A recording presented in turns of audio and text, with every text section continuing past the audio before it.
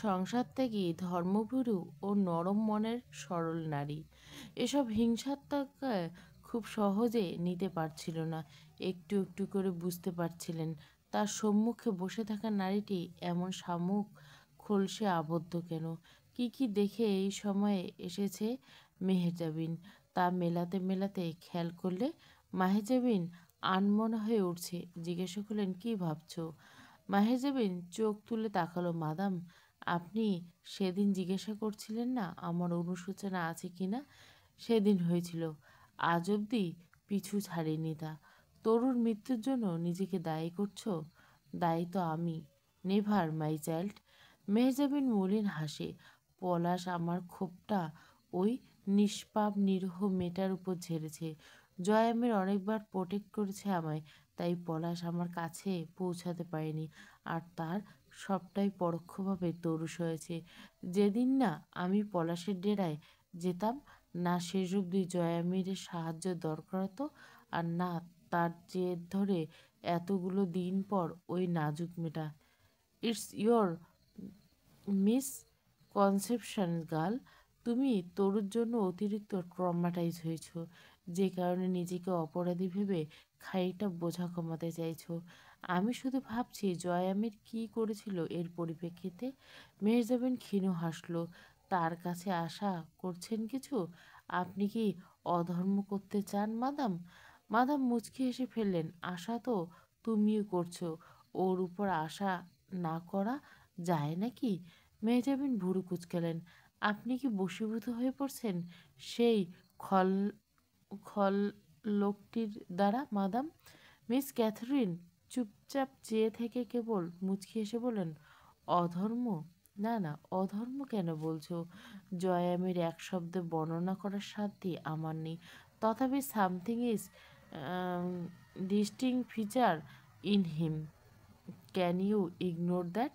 He is not just a sinner, but also something more. You can avoid his offense also, madam. None that the less. What? Miss Catherine তাকিয়ে রইল মৃদুহাস্য চেহারার উপর। সরল শুদ্ধি চাহেনি। তরুর লাশ নিয়ে যাবার পর অন্তু শোভাতে বসেছিল। মাগরিবের নামা আজান শেষ হয়েছে তখন। তরুর মা চিৎকার করে কাঁদছিল। অন্তু চুপচাপ বসে রইল। তার চোখে পানি নেই, কিন্তু মস্তিষ্ক পীড়ায় নিঃশ্বাস গ্রহণও অসহ্য হয়ে উঠছিল। চোখের স্মৃতি অন্তুকে কঠিন ভোগান্তি ফেলছিল। পোস্টমার্টম করতে দেয়নি জয়। যে পুলিশকে বোঝাতে এসেছে তাদের বাম্মা একাকার করে বকে দিয়েছে। শেষে থানায় ওসি এলেন। বললেন, দেখো, আইনকে তাদের কাজ করতে দাও। জয় শান্ত স্বরে বলল, আপনার আইনের বহু আগে থাপড়ায় রাখছি স্যার। আমার কাছে আইন কথা না বললেই নয়। আমরা যদি বিচার না চাই, আমাদের কোনো অভিযোগ নাই। ও কেস ফাইল হয়েছে হয়েছে, আর হাজারটা ফাইলের মতো ওটাও জমা রাখেন। থানার আলমারিগুলো কিসের জন্য? এরপরে কথা কাটাকাটি কাজটা হামজা করছে, নয়তো একটা তাণ্ডব শুরু হয়ে যেত। জয়ের ভাষার দোষ আছে। সে পোস্টমর্টম তো দূর, কোনো তদন্তই করতে চায় না। রিপোর্ট অবধি লেখাতে রাজি নেই। পুলিশ তো আর তা শুনবে না। আর কিছু না করুক, আনুষ্ঠানিকতা দেখাতে বাংলাদেশের আইনশৃঙ্খলা রক্ষা বাহিনীর জুড়ি মেলা ভার। কবরে তরুর দেহ নামিয়ে এক মুঠো মাটি তুলে জয় তরুর ক্ষতবিক্ষত মুখটার উপর ফেলল। তা ঝরঝর করে পড়ল তরুর বিচ্ছিন্ন দেহটার উপর। জয়ের মনে হলো এটা মাটি নয়, তরুর মাঝে এক অন্তরায়, যা লাল ফুল মাটি হয়ে ঝরছে। এই অন্তরালের পিছে তরু লুকিয়ে পড়ছে চির আরামে স্বার্থপরের মতো। জয়ের রাগ হলো, সবাই স্বার্থপর। কেন কেন? জয় কেন স্বার্থপর ছাড়া কাউকে পায়নি এই জন্মে? তার মায়ার মানুষ কেউ নেই কেন? কেউ কেন জয়কে কখনো মায়া ভরে মাথায় হাত বুলিয়ে দিয়ে বলেনি, খা বাপ, এই খাবারটা তোর পছন্দ, তোর জন্য বানিয়েছি। তরু বলতো, সেও আজ চলে যাচ্ছে। কেউ বলেনি, ও জয়, এত আঘাত কোত্থেকে পেয়েছিস? আর বাইরে যাবি না খবরদার। এবার থেকে মারপিট করলে ঠ্যাং লুলা করে ঘরে বসিয়ে রাখবো। অনেক রাতে বাড়ি ফিরলে কারো ভয় ছিল না। সে যে কেউ হয়তো গম্ভীর স্বরে বলবে, জয়, কোথায় ছিলি এতক্ষণ? জয়ের মা, তোমার ছেলের চালচলন না বদলালে বলে দিলাম আমার বাড়িতে ওই জানোয়ারের জায়গা হবে না। তরু বলতো, আস্তে আস্তে বলতো, এসব না করলে নয়, কাল থেকে কোথাও বের হবেন না। এই আঘাতগুলো না শুকানো অবধি কোথাও গেলে। জয় জিজ্ঞাসা করতে গেলে, কি তুই পুচকি, আমার কি করবি রে? তরু অভিমান করে আর ভয়ে চুপসে যেত, তবু চোখে কাতরতা। ওই চোখ বলতে চায়, প্লিজ যাবেন না, আমার কষ্ট হয়। আপনি জানেন না, এইসব ঘা দেখে গিয়ে সারা রাত ফুপিয়ে কাঁদি আমি। আমার সহ্য হয় না আপনার ব্যথা। মারপিট করবেন না, আর এত শত্রু পয়দা করবেন না। ঠিক মতো নিজের খেয়াল রাখেন। জয় গোসলের গামছাটা, খাবারের প্লেট, নোংরা শার্টটা ধুয়ে দেওয়া, জ্বরে পোড়া কপাল টিপে দেওয়া, তাতে সযত্নে জলপটি দেবার মায়ের নারীটি শেষবারে দেখল জয়। আরামে শুয়ে আছে মেয়েটা,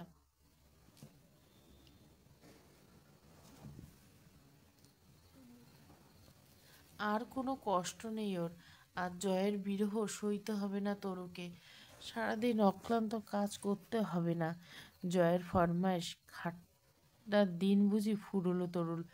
জয় আর ধমকে ডেকে বলবে না, এই প্যান্ট ধুয়ে দিসনি কেন? এই এখন কারবালটা পড়ে যাব আমি। সব কিছুর অবসান ঘটিয়ে কত আরামে শুয়ে পড়ছে দেখো। জয়ের কপালে শিরা ফুলে উঠছে ক্ষোভে। চিৎকার করে বলতে ইচ্ছে করছে, স্বার্থপর বান্দির বাচ্চা, চলে যাচ্ছে যেই তাকা, ভয় ভয় চোখে তাকা একবার। আমার দেখ, চোখ লাল হয়ে আসছে, গলায় কিছু দলা হয়ে আছে। সত্যি বলছি, মাল খেয়ে রাস্তায় পড়ে থাকবো, আর বাড়ি ফিরবো না কিন্তু। শেষবার বলছি, তাকাবি কি না বল? আস্তে করে বল। মন খারাপ আপনার? বল বল বল। আমার সহ্য ক্ষমতাকে চ্যালেঞ্জ করিস না তরু। আমি কাঁচা, হেরে যাব এই চ্যালেঞ্জ। তরু, আমার কেউ নেই, আমার ধমক শোনার কেউ নেই। বাড়িতে মাছ রান্না হলে আমায় আলাদা করে ডাবল ডিমের অমলেট বানিয়ে এনে পাতে দেবার কেউ নেই তুই ছাড়া। আমি মাছ খেতে পারি না, ডিমের অমলেট কে বানাবে আমায়? কবরস্থান থেকে ফেরার পথে জয়ের মনে একটা খটকা লাগলো। সে আজ তরুর মুখে মাটি ফেলতে গিয়ে যে আহাজারি করে এলো, এটা যেন আগে কোথাও ঠিক একইভাবে হয়েছে। কেউ একজন এইভাবেই করেছে। চোখের সামনে একটা মুখ ভেসে উঠল, কান্নারত এক নারীর মুখ, হাসপাতালের মেঝেতে বসা। চোখ দুটো ঝাপসা থাকায় টের পাচ্ছিল না প্রথমে, পরে স্পষ্ট হলো আরমিন কাঁদছে, আমজাদ সাহেব শুয়েছেন। জয় দূরে দাঁড়ানো ছিল সেদিন, দেখেছিল আরমিনকে কাঁদতে। ঈশার আজানের পর কবরস্থান থেকে ফিরল পুলিশেরা। হামজা এসে বসলো অন্তুর পাশে, একটু দূরে মেঝের দিকে ঝুঁকে বসে, দুহাতে মুখ কপাল চেপে ধরে বসে রইল। তরুর মা বুক চাপড়ে কাঁদছিল তখন। অন্তু ঠিক হামজার মতোই হাঁটুর উপর ঝুঁকে বসলো। দুজনে তখন পাশাপাশি বসা, একই ভঙ্গিতে। হামজা চিন্তিত, অন্তু চাপা ক্ষোভ আর ঘৃণায় ভরাক্রান্ত। অন্তু খুব স্থির শান্ত স্বরে বলতে শুরু করলো, পাপের আগুন সর্বপ্রথম তার জন্মদাতাকে ভস্ম করে মেয়র সাহেব। আপনাদের পাপ আপনাদেরকে জ্বালিয়ে কাঠকয়লার ছাইয়ে পরিণত করছে। মুমতাহিনাও ঠিক এভাবে তরুর মতো ছটফট করছিল। আপনারা এগিয়ে যাননি পলাশের হাত থেকে ওকে বাঁচাতে। প্রতিশোধ, কোনো কারণে ওর ভাইদের ওপর প্রতিশোধে এত নিচে নামা যায় যদি, যে ছোট্ট মেয়ে রেহাই না পায়। তরু বা কেন পাবে? সেও তো পাপ করেছে। আপনাদের আশ্রয় থেকে বড় পাপ করেছে মেয়েটা। শাহানা পাটোয়ারির স্বামী যখন জানোয়ারের মতো খুবলে খেত যেত মেয়েটাকে, তিনি হয়তো দাঁড়ে বসে পাহারা দিতেন স্বামীকে। জয় এসে বসেছিল তখন সোফায় অপর পাশে। চুপচাপ দুই ভাই শুনল অন্তুর ধিক্কার। আমার সম্মান বাপ ভাই, আমার বিধবা ভাবি, আর জন্মের আগে হওয়া অনাথ অনাগত সন্তান। কার কার দীর্ঘশ্বাস থেকে বাঁচবেন আপনারা? যে জয়মের আমার সম্মানকে মানুষের মুখের থুতু ফেলা সামগ্রীতে পরিণত করছিল, আজ আপনার বাড়ির দুটো মেয়ে সত্যি সত্যি স্রষ্টা। আমি তো দুর্বল, যাই করছি তা বোকামি। অথচ উপরে যিনি খেলেন, সেই মহান সত্তার খুঁটি চাল বড্ড নিখুঁত। তিনি ছাড় দেন, ছেড়ে দেন না, আর তিনি ফিরিয়ে দিলে সীমাহীন দুর্ভোগ দেন। কত মায়ের বুক খালি করা ধন আপনারা কুটরিতে খিদের জ্বালায়, পানির পিপাসায় প্রাণের আকুতি নিয়ে ছটপট করছে, তাদের যন্ত্রণার কাতরতা ভার বইতে পারবেন তো? সবে আসুন, এখনও সময় আছে, ফিরে আসুন। আপনার তো পরিবার নেই, তবু যে মানুষগুলোকে নিয়ে একটা পরিবারের মতো গড়ে চলেছেন, তারা একে একে সব বিদায় হচ্ছে নৃশংসভাবে। তারা কোথায় এখন? নরকের আগুনে বসে আপনাদের অপেক্ষা করছে না? তৈরি হন সেই মহক্ষণের জন্য। তবে আফসোস কি জানেন? আপনাদের পাপের দাম এক জনমদুঃখী নিষ্পাপ মেয়ে প্রতিরোধ করে গেল খানিকটা। রবের বিচার কেন যে এমন হয় বুঝি না, তার খেলার চাল। অন্তু কাঁদেনি, বুকের আগুন কাঁপছিল শরীরটাকে, সেই সাথে কম্পিত ঝংকার তোলার গলার আওয়াজ। হামজা জয় কেউ কোনো প্রতিবাদ করেনি, চুপচাপ বসে শুনছিল দুভাই। তরুর লাশ দাফন হয়েছিল বাদ মাগরিব। সকল অনুষ্ঠান, ইনভেস্টিগেটর, লোকাল পুলিশ, মানুষের ভিড় ইত্যাদি সামনে পাটোয়ারি বাড়ি খালি হলো টানা ৮-১০ ঘন্টা বাদে রাত ১০টার দিকে। জয় রুমে এলো 11:30টার দিকে। তরু তখন বিছানার সাথে হেলান দিয়ে মেঝেতে বসা, দৃষ্টি ছাদের দিকে। জয় ওয়ার্ড্রব, আলমারি, খাটের নিচ, বাথরুম, ফেক ছাদ, তামাম ঘরে কিছু খুঁজে হন্য হলো। জয়কে দেখতে তখন মন্ত্রপুত পুতুলের মতো লাগছিল, যেন কেউ মন্ত্র দিয়ে বশ করে অথবা চাবি ঘুরিয়ে ছেড়ে দিয়েছে। জয় সেই ঘোরে পাগলের মতো কিছু খুঁজছে। ঠুকঠাক আওয়াজ হচ্ছিল। জয় উদ্ভ্রান্তের মতো কিছু খুঁজছিল। অন্তু বলল, কি খুঁজছেন? ঘর উলটপালট না করায় বলুন আমায়, কি হয়েছে? জয় একবার ফিরে তাকিয়ে আবার খোঁজায় মনোযোগ দিয়ে বলল, ঘরবালি আমার, চাপ্পড় পাচ্ছি না। কোথাও সরাইছে নাকি? কই রাখছি মনে করতে পারতেছি না। খুব ক্লান্ত আর কঠিন তার কণ্ঠস্বর। অন্তু অবশ পায়ে উঠে দাঁড়ালো। জয় তখন ড্রয়ার খুলে দুটো ছোট ছোট ডাগার বের করলো। শার্টের প্রান্ত উঁচিয়ে দাঁত দিয়ে চেপে ধরে কোমরের লুঙ্গি গিট শক্ত করলো। ডাগর দুটো চকচকে মাথা সাদা লুঙ্গির থানে ঘষে মুছে গুজলো কোমরে। একটা ছোট স্ক্রুড্রাইভার আর এক প্যান্টের পকেটে ব্লেড, দুটো দেশলাই ইত্যাদি শরীরের বিভিন্ন জায়গায় রাখলো। অন্ত এগিয়ে গিয়ে আলমারির নিচে চেম্বার খুলে একটা কাপড়ের পুটলি বের করলো। এটা অন্তু সেই ওড়না। ওড়নাটা সে পেয়েছিল কয়েকদিন আগে। এর ভিতরে জয় নিজের একমাত্র বিশ্বস্ত সাথীটাকে যত্নে জড়িয়ে রেখে দিয়েছিল, নিজের ব্যবহৃত সেমি অটোমেটিক 9 AM ক্যালিবারের পিস্তলটা। অন্তু সেটার ভেতরে জয়ের ব্যবহৃত অনেক প্রিয় অস্ত্র চাপড়টা রেখে দিয়েছে, যা দিয়ে সাধারণত পশুর মাংস ছাড়ানো হয়। জয় এটাকে কী কাজে ব্যবহার করে তা তখন জানা হয়নি। সেটা বের করে অন্তু নিজের ওড়না দিয়ে অস্ত্রটা ধারালো প্রান্তটা সযত্নে মুছতে মুছতে জয়ের হাতে তুলে দিল। এই নিন। জয়ের মুখের অভিব্যক্তি দুর্বোধ্য, সেখানে কাঠিন্য আছে, সাথে এক প্রকার ঘোর পাগলাটে নেশা। অন্তুর দিকে তাকিয়ে রইল কেমন করে। অন্তু সেদিন অস্ত্রটা জয়ের হাতে যত্ন করে তুলে দিয়ে বলেছিল, যান, পাগলা জানোয়ার বধ করতে যাচ্ছেন জয় আমির, জয়ী হয়ে ফিরুন। আমি অপেক্ষায় থাকবো আপনার বিজয়ের। জয় চপ্পর দুটো দুই ঠ্যাঙের মাঝে চেপে ধরে লাল গামছা তুলে গলায় পেঁচালো। এক হাতে চাপ্পড় ধরে অপর হাতে অন্তু চুলগুলো আলতো হাতে মুঠো করে ধরে কপালে একটা কঠিন ভেজা চুমু খেলো। লাল গামছাটা মুখে মুখোশের মতো করে পেঁচিয়ে শক্ত করে বাঁধতে বাঁধতে বেরিয়ে গেল চুপচাপ রুম থেকে। পরাগ সেদিন অন্তু জিজ্ঞাসা করলো, আপনি তো রাজু নজরকারের বাড়িতে মানুষ হয়েছেন তাই না? পরাগ ঠোঁট বাঁকে হাসলো। দাসীর ছেলে আর মানুষ কি ম্যাডাম? রাজু নজরকারের বউ চলে গিয়েছিল মুখে লাথি মেরে। রাজু নজরকার শুদ্ধ পুরুষ নয়, তার দ্বিতীয় বিয়ে দরকার, আর সেক্ষেত্রে জায়েজ একটা পুত্র সন্তান হবার সুযোগও ছিল না। সে তার উত্তরসূরি হতে পারে। অন্তু বুঝলো, তবু বলল, আপনি তো ছিলেন, উত্তরসূরি হতে কেন পারবেন না? তার ঔরজাত জন্ম আপনার, সে চরিত্রহীন, তাই আপনার মাকে বিয়ে করেননি। আপনি এত অজ্ঞত নন ম্যাডাম, শোনেননি? রাজারা দাসীর সাথে নষ্টামি তো করতোই ঠিকই, কিন্তু সেসব সন্তানরা দাস হয়ে রয়ে যেত। সিংহাসনের ভাগ কিন্তু বিয়ে করা রানীর সন্তানদের। হাজার হোক পলাশ রাজনের ভাইয়ের ছেলে, ওরই রক্ত।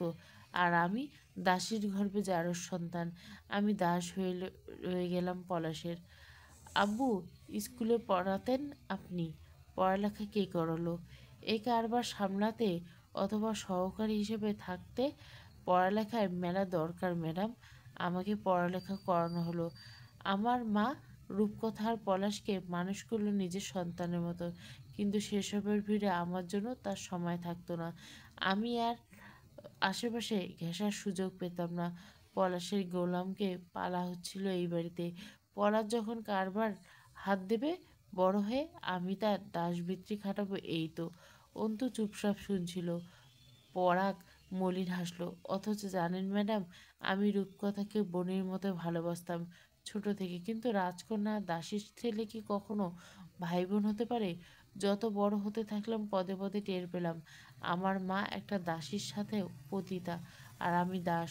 কলেজ পাশ করার পর ভার্সিটিতে ভর্তি হবার আগে সুন্দর একটা ঘটনা ঘটল। পলাশের জীবনে খুন আর ধর্ষণ কত করেছে সেই হিসাব আমার কাছে নেই। তবে সেইবার সে এক প্রভাবশালীর বউকে তুলে এনে ছিঁড়ে ছুঁড়ে খেয়েছিল। ওই কেসটা আর লুকাতে পারা যাচ্ছিল না। তখন কি করলো জানেন? অন্তু বলে উঠল, তার দায়ে আপনাকে দিয়ে জেলে পাঠিয়ে দেওয়া হলো। পরাগ জোরে জোরে হাততালি মেরে পাগলের মতো হেসে বলল, উহ ম্যাডাম, আপনি যা ব্রিলিয়ান্ট না! I like you so much. Antu মুচকি হাসলো। ভার্সিটি আর যাওয়া হলো না আপনার। আইনের খাতায় লাল দাগ পড়ে গেল আমার নামে। তারপর আর কি? অথচ আমার ইন্টারের রেজাল্ট কিন্তু ম্যাডাম সেই ভালো ছিল। ভালো পাবলিক ভার্সিটিতে চান্স হতে পারত। কত বছর জেলে ছিলেন? 2.5 বছরের মতো। তারপর জামিন করা হলো। ততদিনে আমার কেরিয়ার শেষ। ওপস, শালা গোলামেরও আবার কেরিয়ার! ধ্যাত। অন্তু কিছুক্ষণ চেয়ে দেখলো পরাশ মিথ্যে হাসির আড়ালে থাকা মলিন মুখখানা। পরে বলল, আপনাকে যখন একজন মৃত মানুষের জায়গা নিতে বলা হলো, আপনি রাজি হয়ে গেলেন অভিনয় করতে? শব্দ করে হেসে উঠল পরাগ। যেখানে পলাশের খুন আর ধর্ষণের দায়ে চুপচাপ জেল খাটতে পেরেছি, পড়ালেখা বরবাদ করতে পেরেছি, দেদারসের হুকুমে মানুষ খুন করতে পেরেছি, এ আর কি। এছাড়া আমি আর মা ওদের পারিবারিক দাস। কত কিছু করেছি ওদের জন্য। এই সামান্য অভিনয়টুকু কি এমন? অন্তু মাথা নেড়ে সায় দিল।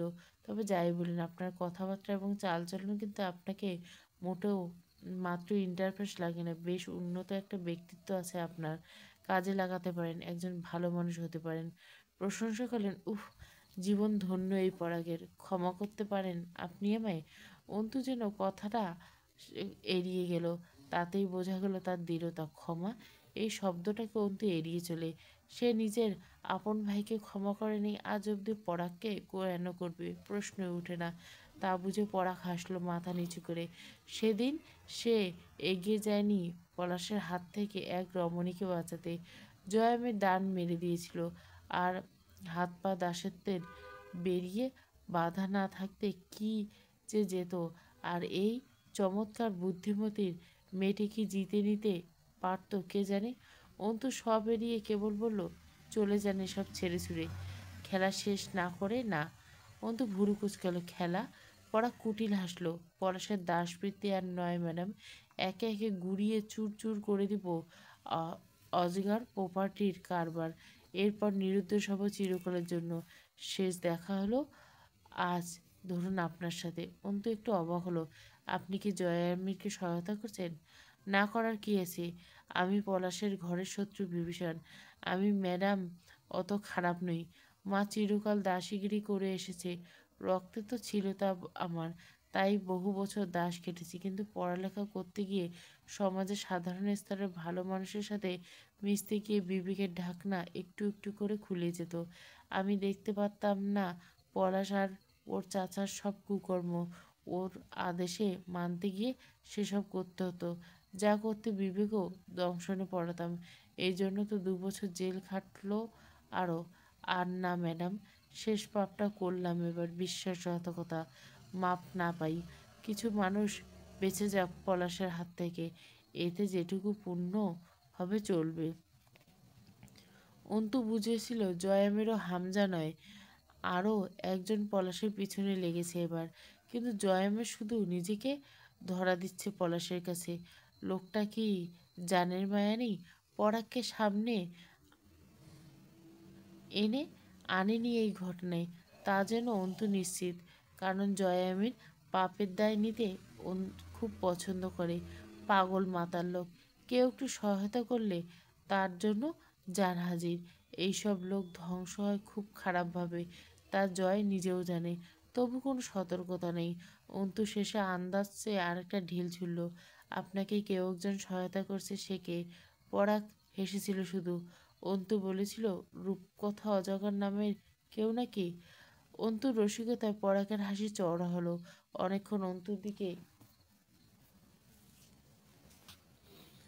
তাকে নির্মিষ শেষে তাকিয়ে থেকে বলেছিল, আপনি আমার কোথাও একটা সুচল ধাক্কা মেরেছিলেন ম্যাডাম। সেই ধাক্কা সামলে উঠতে চেয়েছি। আজ এই মুহূর্তে আবারও নড়ে বড়ে লাগছে। তখনই অন্তু উঠে দাঁড়ায়। এই পর্যায়ে? অথচ আমি বিবাহিতা মিস্টার পরাগ। এ ধরনের কথা বলা অসংগত আমার সঙ্গে। জানি ম্যাডাম। আর আপনার ওই ব্যক্তিত্বে পুরুষের মরণের কারণ। যে জয়ামের এত কঠিন ঘেন্না আপনার, তবুও তার অগোচরে নিজের চরিত্রের সঙ্গে আপোষ নয়। আপনি তাকে মানেন? অন্তু গম্ভীর স্বরে শুধু বলল, আমি সেই বিয়ের খোতপা বা তিন কবুল মানি, কেবল, আর কিছু নয়। আসি আমি আজ। অন্তু উঠে দরজার দিকে যায়। পরাগ তবুও অপলক চেয়ে থাকে। বুকটা চিনচিন করছে। সে জানে এই নারী আর ফিরে তাকাবে না। তবু চেহারাটা দেখার লোভ সংবরণ করা বড় দুঃসাধ্য। পরাগ জোর করে বসে রইল। সংযম বাদটা শক্ত করে বসে রইল, এগিয়ে গেল না। নারীটি বেরিয়ে যেতে দিল। বুক চিরে যাচ্ছে। এই ক্ষত ভরাট হয়ে যাবে, তবে এই মুহূর্তে বড় ভোগান্তি ফেলছে। এটা তো বিরহ নয় প্রভাব। পরাশ হেসেছিল। অন্তু বেরিয়ে এসে জোরে জোরে শব্দ করে হেসেছিল। রাত 4:30টার দিকে জয় ফিরেছিল সে রাতে। ফজরের আজান শোনা যাচ্ছে দূর মসজিদ থেকে। ঘোর অন্ধকার, আকাশে চাঁদ নেই। চাঁদটা মেঘের আড়ালে লুকিয়ে সে রাতে বোধহয় জয়া আমিরকে সুযোগ দিয়েছিল লৌহ রঙে হাত রাঙাবার খেলায় মত্ত। সেই ভোর রাতে রক্ত শরীর ধুয়ে সদর দরজা পেরিয়ে ঢুকলো জয়ামির। আলতো আধারে সদর ঘরটার তার ছিপছিপে কঠিন অবয়ব পেটানো লুঙ্গি পরিহিত দেহটার লম্বা ছায়া পড়ল। সদর দরজায় এপারে এগিয়ে দেওয়াল ঘেঁষে রক্তাক্ত চাপড়টা থপ করে ফেলল। ধাতব অস্ত্রের ঝনঝনানিতে চমকে উঠল অন্তু। চাপড়টা মেঝেতে পড়ার সাথে সাথে চাপড়ের গায়ে লেগে থাকা রক্ত ছড়িয়ে ছিটিয়ে পড়ল মেঝের সাদা টাইলসের উপর। অন্তু শান্ত পায়ে বেরিয়ে এলো রুম থেকে। জয়ামির ফিরছে। স্বীকার না করে ফেরেনি দৃঢ় বিশ্বাসের অন্তরে। সে জানে জয়ামির স্বীকার করার ওস্তাদ। ঠিক যেভাবে চায় পরিস্থিতি সেভাবে প্রবাহিত হয় তার অনুকূলে। এটা জয়ামিরের স্বতন্ত্র বৈশিষ্ট্য অথবা জৌলুস অর্জন। হামজা বসে আছে তখনও সোফাতে। তার অপেক্ষার অবসান হলো। শান্ত নজর মেলে তাকিয়ে দেখল বিধ্বস্ত জয়কে। মুখে এক প্রকার দেখতেই খুঁটিয়ে দেখল জয়ের শরীরে আঘাত আছে কিনা। বোঝা গেল না। তবু হামজা জানে জয় শিকারে গেলে আঘাতপ্রাপ্ত হয় না। সে যতবার আঘাতপ্রাপ্ত হচ্ছে নিজে স্যালেন্ডার করে যেচে পড়ে মার খেয়েছে, তবু আইনের কর্মকর্তার কাছে নথি স্বীকার করেনি। যা মুখে এসেছে বকে গেছে। উত্তর দেবার সময় একবারও চিন্তা করার অভ্যাস নেই। পরিণতি হবে সামনে কি হতে পারে তার সাথে। সেসব ধার না ধারার জীবনে আঘাত কমতে অন্তত নেই দেহে। এই গুণটা জয়ের বউয়ের মাঝে আছে। সব হারাতে রাজি, তবু ভিত নড়তে দেওয়া যাবে না। হামজা আস্তে করে বলল, গোসল করে আয় এখানে। চোট পেয়েছিস কোথাও? কথা বলল না জয়। কপালে মাটি, চোখ দুটি স্থির। ঘড়ি দেখল সে, চোখ তুলে। হাতের চটের বস্তা হাত থেকে ফেলে দিল। এখন বস্তার নিচ দিয়ে ঘন তর লাল রক্ত চুইয়ে চুইয়ে দু এক বিন্দু মেঝেতে পড়ছে। সাদা ধবধবে লুঙ্গিখানা রক্তে ধুয়ে উঠছে। মুখে বাঁধা গামছাটা তখন মুখ থেকে নামালো, গলায় ঝুলছে। গলা, মুখ, হাতের কনুই অবধি রক্তের ছিটা। তার উপর কাঁচা মাটির আস্তরণ, লুঙ্গির মাটি ভরা। গলায় লাল টকটকে গামছাটা ঘাম রক্তাক্ত। হাতের কবজি অবধি মাটিতে ঢাকনা। নখের ভেতর মাটি, খুবলে মাটি খুঁড়ছে বোধহয়। রক্তের সাথে মাটি মিশে একাকার পুরো শরীর। চপ্পরের ধারালো দিকটায় শুকনো রক্তের উপর এখনো অল্প স্বল্প আধ জমাট রক্ত বাঁধা। পায়ের চামড়ার স্যান্ডেল বস্তাতে বোধহয়। খালি পায়ে গোড়ালির উপর অবধি মাটি। এই মাটিতে তাজা রক্ত মিশে আছে। সেই মাটি পায়ের তালু থেকে ঝরে মেঝেতে ছাড়াতে ছাড়াতে রুমে ঢুকলো। গামছা নিয়ে একবার ঘাম ও রক্ত একাকার মুখে মুছে গোসলে ঢুকলো। গোসল সেরে কোমরে গামছা পেঁচিয়ে বের হলো জয়। পা থেকে হাঁটু অবধি পশমে আবৃত, খোলা বুকে পশমে ঢাকা। টপ টপ করে পানি পড়ছে চুল থেকে। চুল মুছতে পারে না ঠিকমতো। পানি তার শরীরে লেগে থাকা মাটি ও রক্ত ধুয়ে নিয়ে চলে গেছে। নিতে পারেনি মুখের কাঠিন্য। তার উপর বীভৎস সেই গায়ে কাটা দেওয়া দাগগুলো। চোখ দুটো লাল। তাতে বুঝি এখনো রক্তের নেশা। অন্তুর মনে প্রশ্ন জাগে, খুন করলে কি পুরুষদের গোসল করতে হয়? যতবার জয়ামের মারপিট করে ফিরেছে, যত রাত হোক গোসল করতে দেখেছে। আজ না হয় মাটি ছিল, আগেও দেখছে গোসল করতে। কেন? শরীরটা প্রায় ভেজা। কোনো মতে শুধু গামছা পেঁচিয়ে বেরিয়ে এলো। আচমকা এক কাজ করলো করলো। অন্তুর বুক থেকে এক টানে ওড়নাটা ছিনিয়ে নিয়ে গলায় পেঁচালো। গামছা ধরনের কিছু গলায় থাকলে সেটা বড় তৃপ্তিদায়ক লাগে তার। শরীর ঘামে প্রচুর। আর ওসব ছোটবেলার অবশ্বাস। গলায় কিছু না রাখলে চলে না। সেই ওড়নাটা দিয়ে ঘাড়ে এদিক ওদিক কাত করে ভেজা শরীরটা মুছে লুঙ্গি পরল। হামজা রুমে ঢুকলো। রিমি শুয়ে আছে। শরীরটা ভেঙে পড়ছে মেয়েটার। হামজা কপালে হাত রাখলো। ঠোঁট নাক লাল হয়ে আছে, মুখটা ফোলা ফোলা। অতিরিক্ত কান্না করছে, ভয় পেয়েছে। জয় যখন বেরিয়ে যাচ্ছিল হামজার সাথে দেখা করে দৌড়ে হামজার কাছে গেছিল। সোফাতে বসা হামজা তখন। রিমি দৌড়ে গিয়ে স্বামীর পায়ের কাছে লুটিয়ে পড়ল। হাঁটু দুটো দু হাতে বাহুতে জড়িয়ে লাল চিকচিকে চোখ মেলে জিজ্ঞাসা করলো, জয় ভাইয়ে কোথায় যাচ্ছে মেয়র সাহেব? মাঝার ভাইকে মারতে? কঠোর বলিষ্ঠ হাতের মুঠোয় হামজা রিমির থুতনিটা আলতো করে ধরে আঙুল দিয়ে আদর করে বলছিল, তোমার আরাম করা দরকার, রুমে যাও, আমি আসছি। রিমি যায়নি।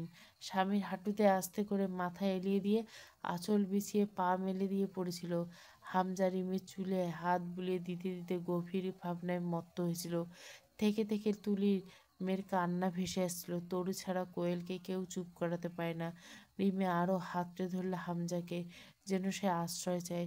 কঠিন দেবদূতের মতো চেহারা ওই শক্ত সমর্থ পাষাণ্ড পুরুষটি খুব কাছে।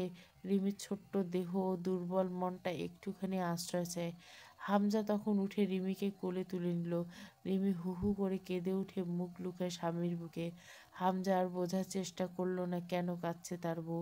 নারীকে বোঝার চেষ্টা করার অপচেষ্টা সে কখনোই করে না। হামজার বিশ্বাস, নারীজাত বুঝতে চেষ্টা করলে এ জনম ফুরাবে না। পুরুষ জন্মটা পুরনো বৃথায় পড়ে যাবে। নারীদের নিয়ে হামজার কোনো কালে বিশেষ জ্ঞান ধারণা নেই। আস্তে করে এনে রিমির কুঁকড়ে যাওয়া শরীরটা বিছানায় শুয়ে দিল। রিমি তখনও গলা ছাড়েনি হামজার। হামজার ভারী পৌরুষ দেহটাকে অনেকক্ষণ ওভাবে ফেলে রাখতে হয়েছিল রিমির শরীরটার উপর। পরে ঘুমিয়েছিল। এখন আবারও কপালে হাত বুলিয়ে দিয়ে যখন সরে যাচ্ছিল রিমি ধরল, অর্থাৎ সে জেগে আছে। আস্তে আস্তে উঠে বসলো হামজার বাহু ধরে। হামজাকে বসালো সামনে। হাত দুটো গুটিয়ে কোলের উপর রেখে হামজার কাঁধে কপাল ঠেকালো। হামজা আস্তে করে ভাড়াক্কি গলে জিজ্ঞাসা করলো, কি হয়েছে বেগম? রিমি ডুকরে কণ্ঠে কাঁপে মেয়েটার। জয় ভাইয়া ফিরে এসেছে, সাথে তোমার মাজার ভাইয়ের দেহের বিভিন্ন খণ্ড এনেছে বোধহয়, দেখবে? হামজার বরফ শীতল কণ্ঠস্বর, তাতে রাজ্যের বর্বরতা। রিমির দেহটা কেঁপে উঠল পুরুষটির নিষ্ঠুরতায়। তবু কেঁপে উঠে সেই পুরুষটিকে আঁকড়ে চেপে ধরল খামচে ধরে। হামজা আবারও বিভ্রান্ত হয়ে নারী চরিত্রে। সে বোঝে না এদের, কখনোই বোঝে না, চেষ্টা করে না তাই। শুধু টের পেল আজ মাঝারের উপর পুরনো স্মৃতি দমকে আছে তার বউয়ের, তবু সাথে প্রশ্রয় আছে যে তারা মাঝারকে টুকরো টুকরো করে পশু দিয়ে খাওয়াতে পারে। রিমি তা খুব কষ্টে এবং সুখ দুটো মিশিয়ে অদ্ভুত অনুভূতি সহকারে দেখাবে।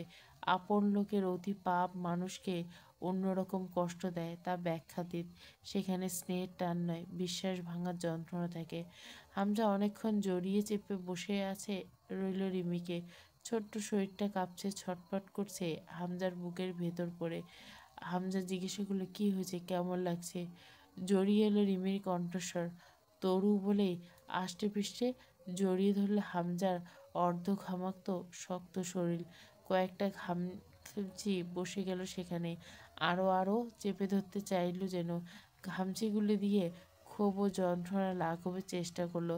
হামজা বাধা দিল না, চুপচাপ চুলের উপর হাত রেখে চেপে ধরে রইল নিজের সাথে। ফজরের আজান শেষ হয়ে গেছে, এখন আকাশ ফর্সা হয়ে উঠবে। হামজার ইচ্ছে করলো জয়ের সঙ্গে নিয়ে নামাজ আদায় করে আসতে। সুযোগ নেই, কাজ আছে তার। বলল, ঘুমানোর চেষ্টা করো, সব ঠিক আছে, কিচ্ছু হয়নি। বড় বড় ঘটনার আগে এমন সব ছোট ছোট আভাস সইতে হয়, তাতে সহনশীলতা বাড়ে রিমি। দেখো না, অ্যাডমিশন টেস্টগুলো কত কঠিন মনে হয়। কেন কঠিন হয় বলো তো? কারণ অ্যাডমিশন টেস্টের পর যে লেভেলটা, সেটা আরও বহুগুণ কঠিন। সেই অ্যাডমিশনের কাঠিন্য দিয়ে যে ক্যান্ডিডেটগুলো এগিয়ে যেতে পারে, ধরে না হয় এরা পরের ধাপের কাঠিন্য সইতে পারবে। নয়তো তা দেখতে যাকে ভালো কোথাও অ্যাডমিট নেওয়া হতো, তা না হয় না। বড় কিছু যোগদান করতে সেই সহনশীলতা চাই। এইটুকুতে আমাদের ভাঙলে চলে না রিমি, আমি শিখাইনি তা। বয়স 15তে থামিনি, এখন এমন বহুত কিছু দেখেছি, তাই আজ এখানে। এখানে না থামলে আরও উপরে, বুঝলে না তুমি? দরকার কি? সকাল হয়েছে, ঘুমাও, আমার কাজ আছে। জয় ডাকবে এখনই। এত আদুরে গলায় এত হিংস্র সব কথা বলা যায়, এই প্রশ্নতে আটকে থেকে রিমি দেখল তার স্বামী বেরিয়ে যাচ্ছে রুম থেকে। সে গুটি গুটি মেরে পড়ে রইল বিছানার সাথে। লোকটি কি তাকে অবহেলা করছে? এই ব্যস্ততা ফুরাবে কবে? এখন কি পারত না রিমিকে জড়িয়ে নিতে, একটু ঘুমিয়ে দিতে? আচ্ছা, এই ব্যস্ততা কাটলে কি রিমির পাশে শোবার জন্য এই পাষণ্ড পুরুষটি থাকবে? রিমা আঁতকে উঠল, গলা শুকিয়ে আসে। দৌড়ে গিয়ে জাপটে ধরতে ইচ্ছে হয় লোকটাকে, কিন্তু হাত পা আটকে আছে বিছানার সাথে। জয়ের কণ্ঠস্বর বিশেষ আসে, ভাই, হামজা ভাই। বড় ঘরে দিন রাত নেই, এ জায়গা চিরকাল অন্ধকূপ। তৈরিটা ওভাবে করে নিছিল হামজা, তাতে কোনো জানলা নেই। জয় হাতের চটের বস্তার মেঝেতে ঘষে ঘষে টেনে এলো। শরীর এখনো ভেজা। মুরসেলিন বলল, এখন গোসল করলে নাকি? জয় একবার তাকিয়ে দেখে আবার নিজের কাজে মনোযোগ দিয়ে বলল, তোর উজুর পানি চাই তো বল। মুরসেলিন বেশ ক্লান্ত স্বরে বলল, তা তো চাই, শুধু আমার নয়, সবারটা চাই। হাতটা খুলে দে, বাথরুমে যেতে হবে। জয় কঠিন মুখে উপহাস করে বলল, হ্যাঁ, একটু এবাদত বন্দেগি বেশি করে কর, টপকে যাবি যখন তখন, মাপটাপের চেয়ে নে। উপহাসের স্লান হাসি হাসল মুরসেলিন মোহন। হ্যাঁ, তা তো চেয়ে নিতেই হবে। তোদের এদিকে দিয়ে খুব সুবিধা জয়, তোদের পাপ টাপ নেই জীবনে, সৃষ্টিকর্তার ইবাদত বা ক্ষমা চাওয়ার ঝামেলাও নেই। তীব্র খোঁচা মারা কথাটা শেষ হলো না মুরসেলিনের। জয় একখণ্ড লোহা তীব্র বেগে ছুড়ল মুরসেলিনের দিকে। তা লাগলে নিঘাত মাথাটা ফেটে এখনই খারাপ কিছু হয়ে যেতে পারত মুরসেলিনের। কিন্তু আঘাতটা ফসকে গেল, আর সেটা জয়ের ইচ্ছেতে বুঝি। মুরসালিন হাতের বাঁধন খুলে দিয়ে এসে জয় ধাতু গলানো চুল্লিতে গুঁড়ো চুনাপাতার ও কোক মেশালো। যখন চুল্লি জ্বলল, বড় ঘরের তাপমাত্রা প্রায় অসহনীয় পর্যায়ে চলে গেল। থেমে আরেকবার গোসল করে উঠল জয়। জয় চুল্লি জ্বালিয়ে কিছু লৌহ গুঁড়ো মেশাতে থাকলো চুল্লিতে। হামজা চটের বস্তা উবুড়ে করে ঢেলে ফেলল।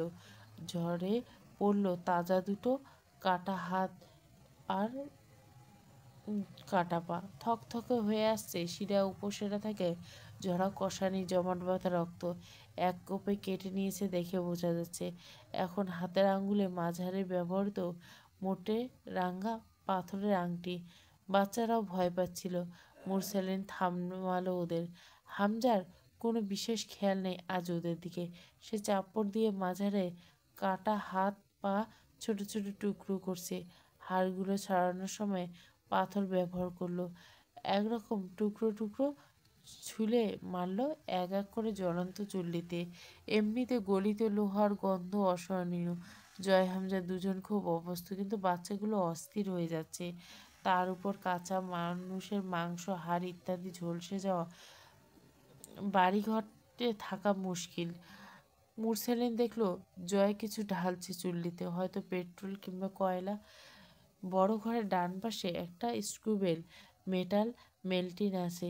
এটা বোধহয় অচল। হামজা জিজ্ঞেস করলো, মাথাটা কোথায়? পুঁতে রেখে এসেছি। কবরস্থানের খাদেম ছিল, বাইরে দাঁড়িয়েছিল। টাকা দিতে হচ্ছে। জয় কথা বলল না। তার উপর শরীর ঝর্ণা বয়ে যাচ্ছে ঘামে। মুরসালিন নামাজ শেষ করে এসে দেখলো দুই ভাইয়ের বর্বরতা চুপচাপ। মাঝারের মাথাটা কবর দিয়ে রেখে এসেছে। হাত পা চারটা এখানে গলিয়ে নিশ্চিত করছে, অর্থাৎ কোথাও শুধু কোমর থেকে গলা অবধি দেহখণ্ডটুকু ফেলে রেখে এসেছে। তা দেখে ওটা যে কার দেহখণ্ড তা শনাক্ত করা মুশকিল।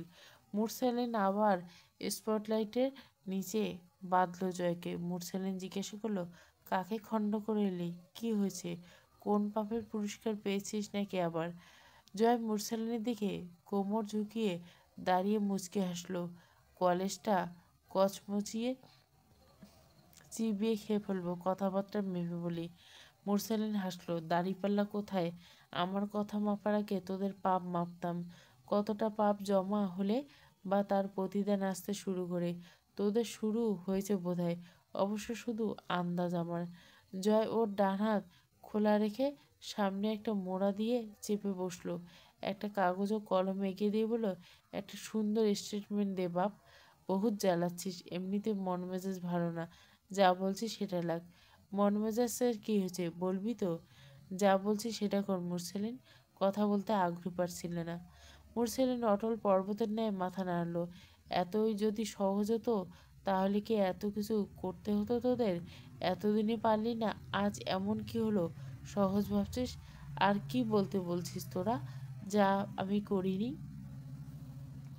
করলে তো শুধু প্রতিক্রিয়া। ক্রিয়া তোরা দেখিয়েছিলি শুরু থেকে, হাজার হাজার প্রাণ নিয়েছিস। সেসব অবিচার, এক ফোঁটা প্রতিক্রিয়া এত জ্বলন ধরছে কেন তোদের? কিছু করিনি আমরা, শুধু আল্লাহর নামে সয়ে যাচ্ছি। করিসনি শালা জঙ্গির দল, দেশদ্রোহী শালা তোরা। দাড়ি টুপি গালে মাথায় ঝুলিয়ে দেশের সাথে বেইমানি করে যাচ্ছে যুগের পর যুগ। কিসের বেইমানি যায়? দেশটা অধঃপতনে কত আনা দায় আমাদের দিয়ে মিছে পাপ মুক্ত অভিনয় করতে চাস তোরা? তোদের বিবেচনা খুলুক। আমিন। হামজা শান্ত স্বরে বলল, বেশি ঝটপট মুরসেলিন, শান্ত হ, নইলে কি করবেন? শান্ত স্বরে বলল মুরসেলিন। এরপর জয়ের দিকে ফিরল। তোদের বোঝাপড়া আমার সাথে। ওই বাচ্চাগুলোকে ছেড়ে দে, ওরা কিছু করেনি। ওদের শক্তির ক্ষমতা আমাদেরটা দিলে। ভুলে যাস না, প্রাণ নিয়ে যারা পালায় তাদের দৌড়ের গতি বেশি হয় না। একবার ছেড়ে দিয়ে দেখ। বেঁধে কেন রাখতে হয়? কারাগার কেন দিতে হয়? রাতের অন্ধকারে মেরে কেন ফেলতে হয়? রাজপথের সামনে আসার সৎ সাহসটুকু বুকে নেই, তা জানি তো তোরা। মিছে বাহাদুরি দেখাস না ভাই, বিরক্ত লাগে। জয় কিছুক্ষণ চুপচাপ তাকিয়ে থেকে কাগজটা এগিয়ে দিয়ে কেবল শীতল স্বর বলল, স্টেটমেন্ট। তুই শুধু ব্যক্তিগত আক্রোশ থেকে এসব করছিস জয়, আর সেটা শুধু ভুল বোঝাবুঝি সৃষ্টি হয়েছে তোর মাঝে। জয় রোবটের মতো স্থির স্বরে কেবল উচ্চারণ করলো শক্ত মুখে, স্টেটমেন্ট? কিসের স্টেটমেন্ট? দেশের সাথে গদ্দারি করে আসছিস তোরা সেই পূর্ব পাকিস্তানের আমল থেকে, আর আবার সংখ্যাগরিষ্ঠ চেষ্টা করছিস দেশের ক্ষমতাকে উবড়ে ফেলে নিজের ক্ষমতা হাতে। এসব লিখবি? কাকে কাকে মেরেছিস আর কারা কারা জিম্মে আছে তোদের কাছে, সেসবের হিসাব দিবি। সব স্বীকারোক্তি একটা স্টেটমেন্টে চাই। জয়ের কণ্ঠ ফুঁড়ে আগুনে হালকা ছুটল। আগুনটুকু গিলতে গিলতে আবারও রিপিট করে কথাগুলো। মুরসেলিন শান্ত স্থির কণ্ঠে বলল, যে কথাগুলো বললি তার কোনো যুক্তিযুক্ত ব্যাখ্যা বা প্রমাণ আছে তোর কাছে? হামজা চুপচাপ ছিল, এবার তাকালো চোখ তুলে। জয় বলল, একটা স্টেটমেন্ট দে। মিথ্যা স্বীকারোক্তি দেব, কিন্তু কেন? ওদের বাঁচাতে। তুই তো আমির ওদের, না? তোর সামনে মরবে দেখতে ভালো লাগবে না তোর? ওরা ওরা বাঁচবে না এতে? জয় দাঁত খিচে উঠল। জয় আমিরের কথা নড়চড় হয় না। মুরসেলের মাঝে দাঁড়ানোর মতো অবজ্ঞা করে বলল, রাখ তোর জিকির। কথায় কথায় কি এত জিনিসের নাম জপিস মূর্খের মতো? নিজের ভিতরে কখনোই জেকে দেখছিস কত বড় ফাঁপা ঢোল তুই? এক পর্বতসম হাহাকার নিয়ে শুধু দাপিয়ে বেড়াচ্ছিস। ক্ষমতার দাপটে আদতে কি তোর বলতে কিছু আছে? সজোরে একটা ঘুষি মারল জয় মুরসেলিনের ক্ষতবিক্ষত মুখটার উপর। রক্ত বেরিয়ে এলো। মুরসেলিন মৌখিলীন মুখে হাসলো। তুই সত্যি নিতে পারছিস না জয়। তুই জানিস আমি ঠিক, তুই ভুল। তবু এই ক্ষমতার দাপট আর অপশক্তির দ্বিধান্বিত লড়াই, পিছু হটে যা। পাপ করিস না আর। হামজা ভাইয়ের ক্ষমতার খিদে আছে, তোর তো তা নেই। শুধু ব্যক্তিগত আক্রোশ, ছেড়ে দে এসব।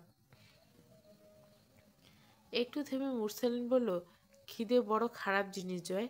জানিস তো 1972-এর অন্দেজ পর্বতে প্ল্যান ক্রাশের ঘটনায় 72 দিন যে যাত্রী বরফের পর্বতে আটকে ছিল, খিদে ওদের কি পর্যায়ে নিয়ে গেছিল। ওরা নিজেদের সহযাত্রীদের দেহের মাংস ছিঁড়ে খেয়ে বেঁচেছিল। এ থেকে আন্দাজ করতে পারবি খিদে কতটা ভয়াবহ রিপু। শুধু পেটের খিদে নয় জয়, মানুষের ষড়শিপুরের মাঝে একটি এই খিদে লোভনীয়। সেটা যে কোনো কিছুর খিদে হতে পারে, হোক ক্ষমতার, যা মানুষকে সর্বোচ্চ নিচে অবধি নিতে পারে। হামজা ভাই থামবে না। তুই কেন তার সঙ্গী ও সাক্ষী হচ্ছিস? তোর এই হাল হয়েছে জয়। তোর নীতির বাণী পকেটে রাখ মুরসেলিন। ভালোই মাইন্ড কন্ট্রোল করার ট্রিক শিখেছি দেখছি বাপ। রাজনীতি আর শিবির থুকু জঙ্গিবাদ ছেড়ে কি সাইকোলজি নিয়ে গবেষণা করছিস? বালের পেঁচাল ছাড়। রাজধানী ছাত্রলীগের কয়েকজন নেতা জিম্মি আছে তোদের কাছে, তাদের খোঁজ দে, বাচ্চাগুলোকে ছেড়ে দেব। মুরসেলিন হতাশ নিঃশ্বাস ফেলে বলল, তাহলে চল একটা সওদা করি। জয় তাকিয়ে রইল। মুরসেলিন বলল, আমাদের অসংখ্য লোক তোদের কাছে বন্দি, যারা ধুকে ধুকে মরছে, আবার কতজন কারাবাসে আছে। তাদের ছাড়িয়ে আন। আজ যা রাজধানীতে, তোর উপর মহলে কর্তাদের বল ওদের ছেড়ে দিতে। দেশটাকে ক্ষমতা ক্ষুধা নিবারণের সুস্বাদু খাবার না বানিয়ে অন্তত কিছুটা ন্যায় বহাল রাখতে। দেশটা জঙ্গল, দেশের জনগণ জঙ্গলি জানোয়ারে পরিণত হচ্ছে দিন দিন। ভালো লাগে না এসব। জয়কে সরিয়ে দিল হামজা। ঠেলে বড় ঘর থেকে বের করে উপরে পাঠাতে চাইল। যা, ঘরে যা, একটু ঘুমা। জয় গেল না, চুপচাপ বসে রইল ইস্পাতের খণ্ডের উপর। হামজা বসলো মুরসালিনের সামনে। 3 দিন পর কুলখানির আয়োজন করা হলো পাটোয়ারি বাড়িতে। পুরো এরিয়ার লোকের নিমন্ত্রণ। হাজার হাজার লোক খাবে। সকাল সকাল বাজারে গিয়েছিল জয়। ভ্যান ভরে বাজার এলো। জয় ফিরল রিকশাতে। তার বাইকের প্রতি কোনো মোহ ছিল না কখনো। যুবক বয়সে কখনো বাইক নিয়ে অযথা ফুটেজ খেয়ে বেড়ানোর মতো কোনো প্রবণতা তার চরিত্রে দেখা যায়নি। একবার জয়কে এক নারী বলেছিল, জয় আমি সাহেব, এ নদীর গভীরতা বেশি, তার বয়ে চলার আওয়াজ কম। জয় মানে কথাটা। আর কখনো দেখা হয়নি নারীটির সঙ্গে তার। তবু জয় মানে তার গভীরতার বেশি, তার চালচলন তর্জন গর্জন থাকে না। সেই নারীটি আরও বলেছিল, রহস্য কোনটা জানেন? যেটা যে রহস্য, সেটা এক প্রকার রহস্য, সেটাই রহস্য। জয় বিরক্ত হয়েছে বলেছিল, বালের কথা কইয়েন না, বুঝাই কন। নারী ধারালো ঠোঁটে কিঞ্চিত এলি হেসেছিল। রহস্য আপনি দেখিবেন, নাড়বেন, অনুভব করবেন, খুব কাছে থাকবেন, অথচ বুঝতেই পারবেন না। ওটা এক ধরনের রহস্য।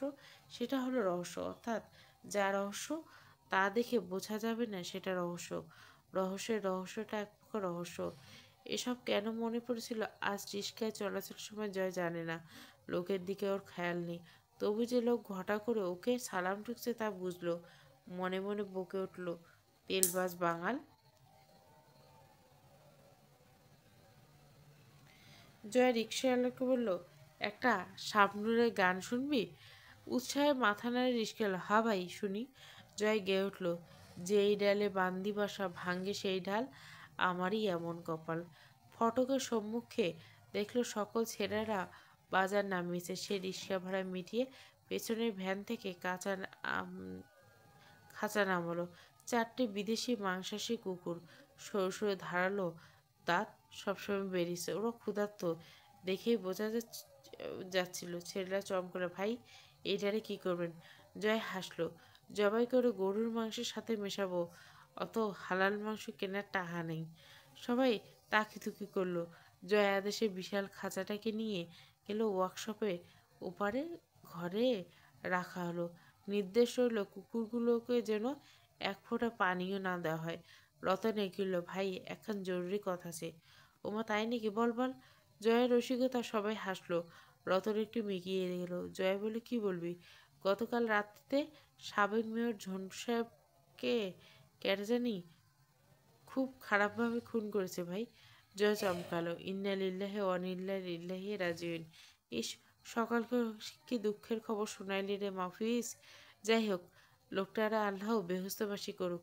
সবাই বলে আমিন। সবাই সমন্বয়ে স্লোগান করে বলে উঠল আমিন। শেষে আবার কেউ অভ্যাসগত মুখ ফসকে বলে ফেলল জয় বাংলা। জয় ফিরে তাকালো, তারপর চট করে হেসে বলল, যা দেখে ছেলেদের যে কি খুশি। ওরা পরিস্থিতি বোঝে না, ওরা খালি জানে ওদের জয় ভাই হাসলে ওদের মুখ বেজার থাকে না। জয় হাত মুঠো করে বিপ্লবীদের মতো হাত উঁচিয়ে ধরে বলল, জয় বাংলা। সিঁড়ি দিয়ে ওঠার সময় পা টলছিল। জ্বর চলে এলো কেন হঠাৎ বুঝতে পারল না জয়। গত রাতে বাড়ি ফিরছে রাত ৩টে, এরপর ঘুম হয়নি ঠিক মতো, গা টলছে।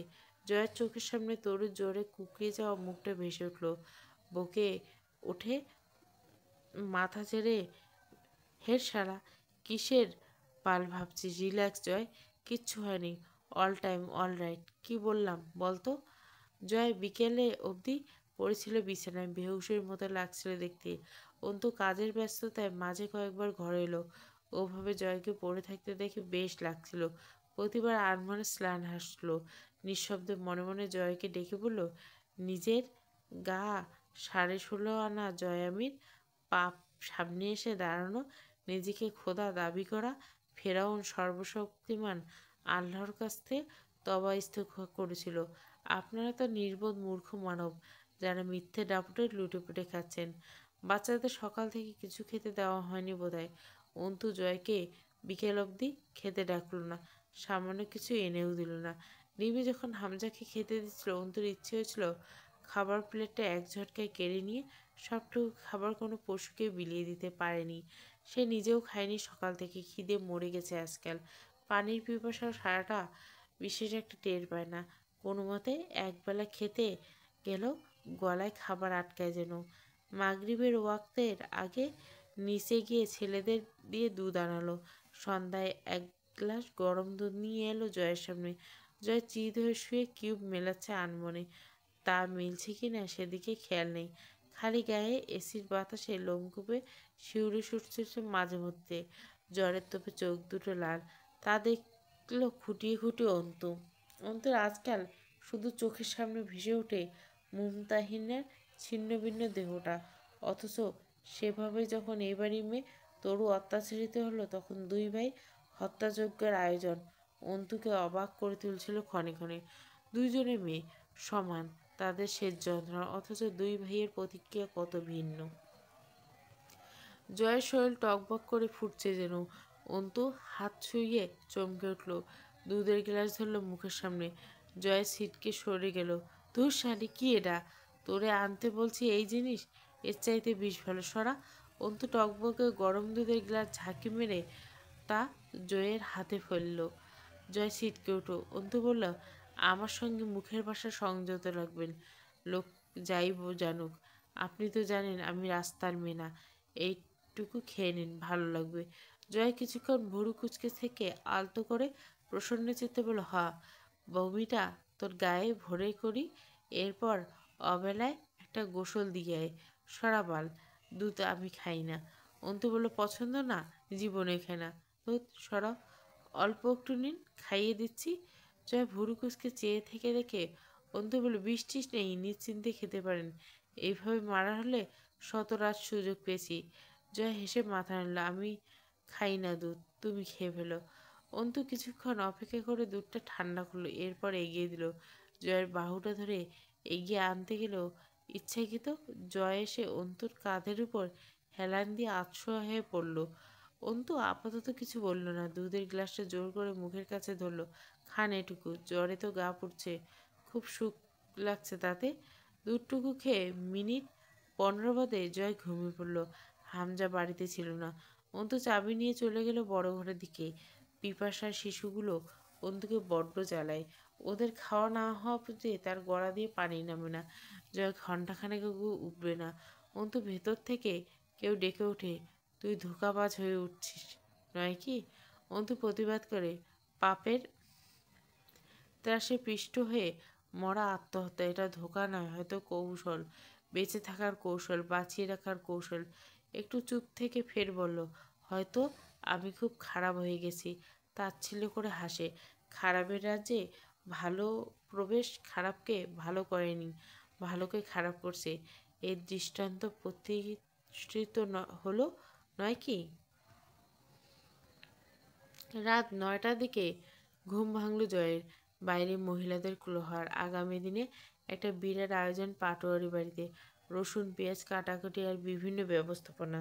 অন্তু ঘরে ঢুকলো। বাচ্চাদের পানি খাইয়েছে, টুকটাক শুকনো খাবার দিয়েছে, কিন্তু কিভাবে ওদের বের করা যায়? চতুর দুর্বৃত্তদের মতো দুই ভাই, তা ফাঁকি দেবার উপায় খুঁজে পায় না। ঘড়ির কাঁটা 10টা।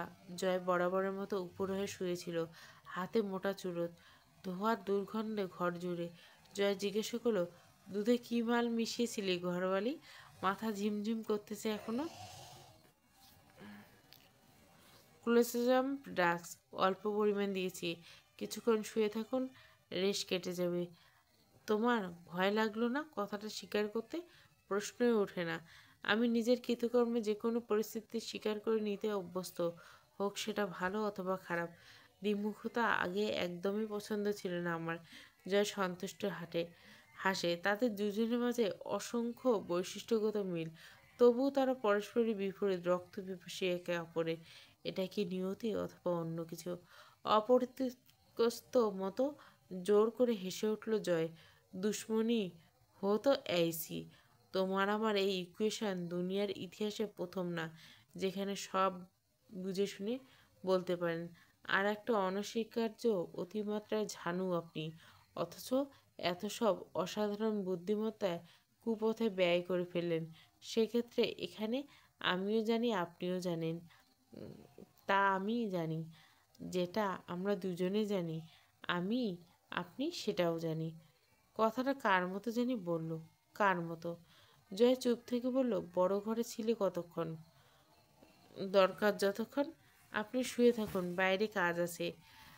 জড়ানো কণ্ঠে জয় গান ধরল, সোহাগের দিলাম বেড়া, ঘরের চারিপাশে মায়ার লাগাইলাম আড়া, নিন্দার বাতাসও গো। নিন্দার বাতাসে স্বাদের পিড়িতে ঘর হয় না যেন নড়েবার। তাই ধৈর্য রাখলাম আর একটু ঢাল। ও মন ওরে সুখেতে রবে চিরকাল। ও মন ওরে সুখেতে রবে চিরকাল। গত রাত 1টা দিকে হামজা ও জয় বের হলো বাড়ি থেকে। রাস্তাঘাট নিস্তব্ধ, প্রায় লোকজন না থাকলে বের হওয়াটা ভালো, নয়তো ঘিরে ধরে সবে।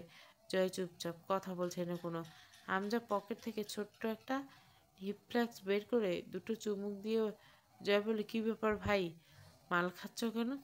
রোজ রোজ তোর হাতে মানুষ তুলে দিতে পারি না। আমি তোমার হাতে মানুষ তুলে দিতে পারি না? অভ্যাসের খেলাপ হবে। তুমি শুধু বাড়ির সামনে অবধি যাবে, ভেতরে যাব আমি, তুই বাইরে থাকবি। জয় ঘাড় নাড়ল। খুন করার আগে যাদের মার খেতে হয় তাদের হাতে মানুষ তুলে দিতে পারি না আমি। মানুষ রুহুর একটা ইজ্জত আছে, ও একটা মাতালের হাতে দেহ ছাড়বে কেন? জয়ের কথা হামজা হেসে ফেলে কোমরে একটা লাথি মারে, তাতে পা ফসকে জয়ের। হামজা সোজা হয়ে দাঁড়িয়ে থাকলো, তুলল না জয়কে। বল ওঠ, উঠে দাঁড়া। এভাবে গড়েছে হামজা জয়কে। পড়ে গেলেও টেনে তোলেনি কখনো, ছেড়ে দিয়েছে। এরপর বলছে, নিজ শক্তিতে উঠে দাঁড়া Joy. Come on, get up, be strong on your strength. You are only need yourself. ফা ড্যাশ no one else, even include me. Joy রক্তাক্ত হাঁটু নিয়ে জেদে দাঁত চেপে উঠে দাঁড়ানোর চেষ্টা করে বরাবরের মতো পড়ে যায়। তবুও শেষ অব্দে হামজা হাত বাড়ায়নি কখনো। জয় যখন নিজের থেকে উঠিয়েছে তখন জাপটে ধরেছে জয়কে, তার আগে নয়। আজও তাই করলো, অথচ আজ তার চেষ্টা একবারে বেশি নেই। এক ঝাড়াতে সোজা হয়ে উঠে দাঁড়ায় জয়, মেরুদণ্ড সোজা করে। পোলের লাইট কোথাও কোথাও নষ্ট, সেসব জায়গায় অন্ধকার, ফাঁকা রাস্তা, কুকুরগুলো জোট পাঠিয়েছে। জয়কে অন্ধকারে দেখে চিনতে ভুল হয় না ওদের।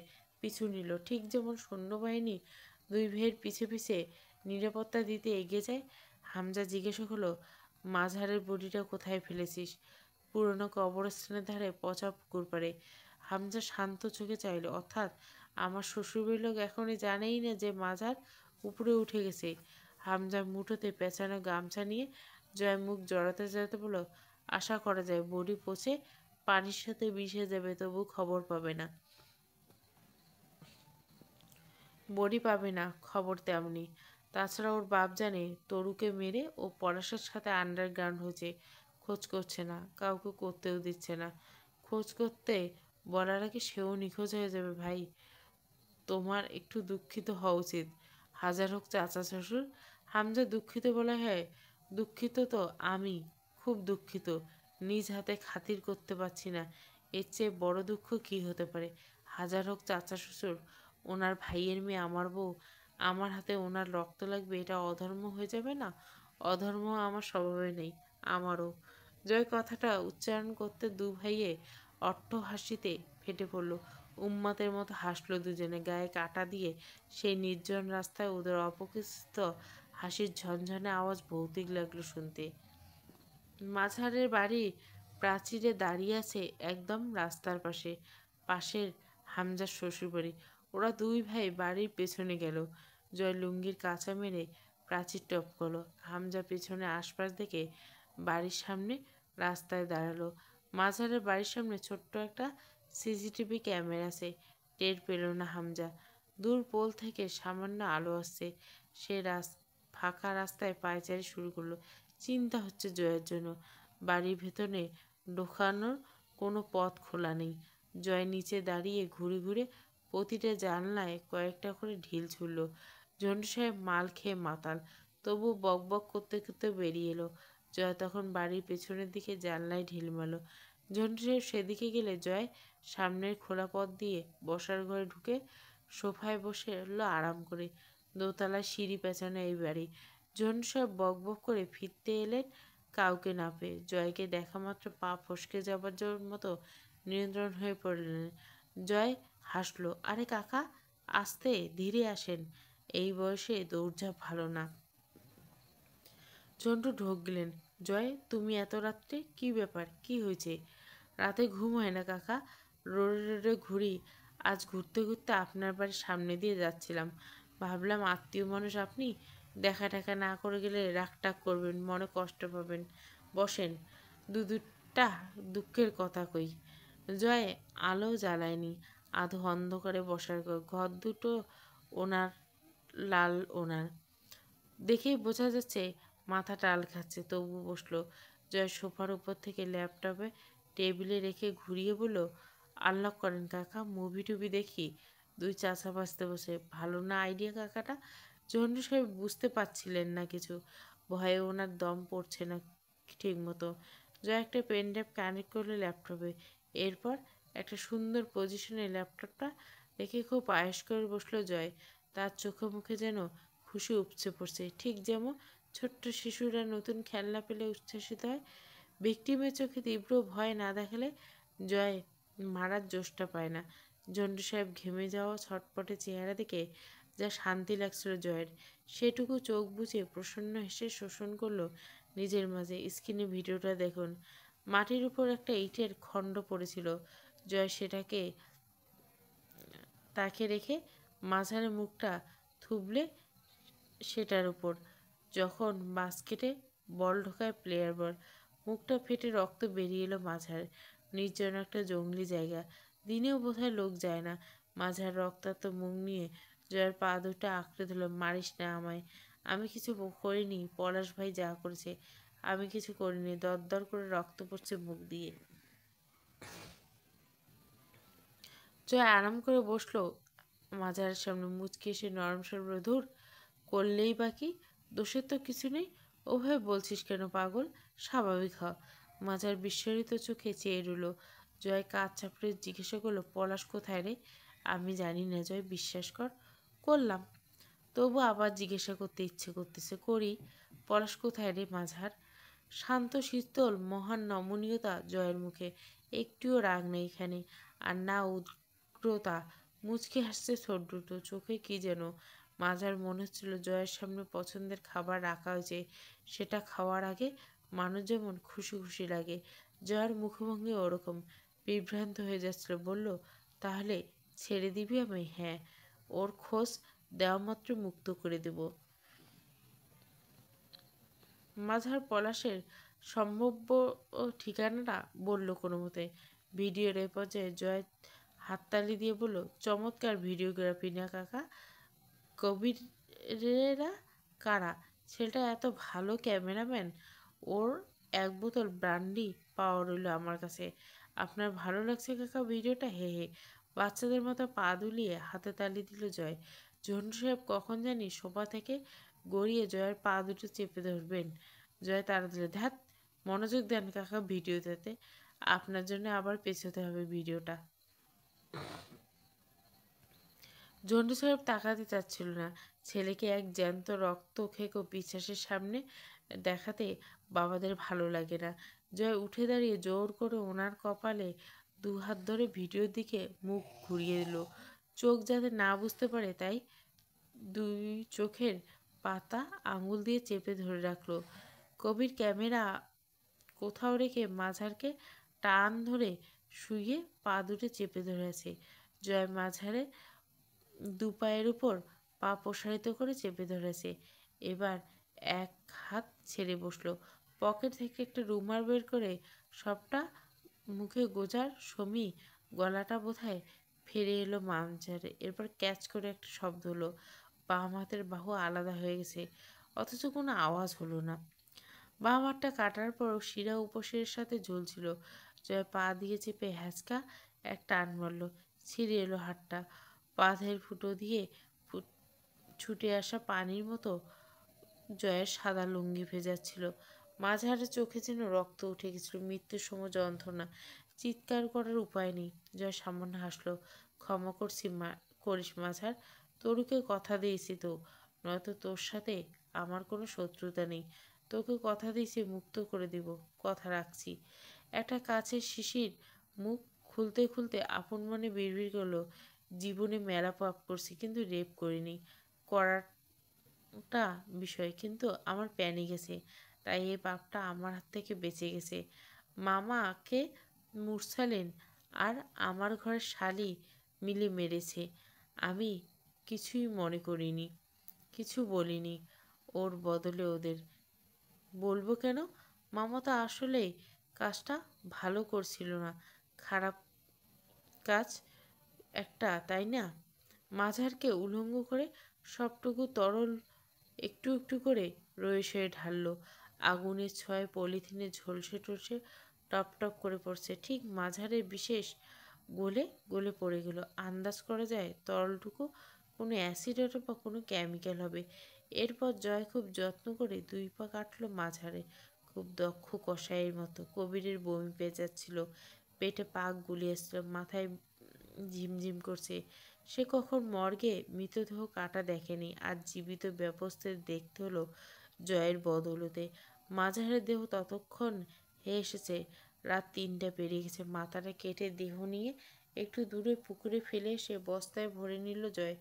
আফসোসে মুখ ছোট হয়ে এসেছিল জয়ের। শুধু মনে হচ্ছিল মাঝার বোধহয় সুখে মরে গেছে খুব তাড়াতাড়ি যেন।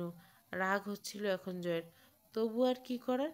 মানুষের জীবন একটাই, আর সম্ভব না। মাজারকে আবার তুলে মাথা যথাসম্ভব প্রমাণ লুকিয়ে মূল কবরস্থানের দিকে চলল। ভিডিও শেষ।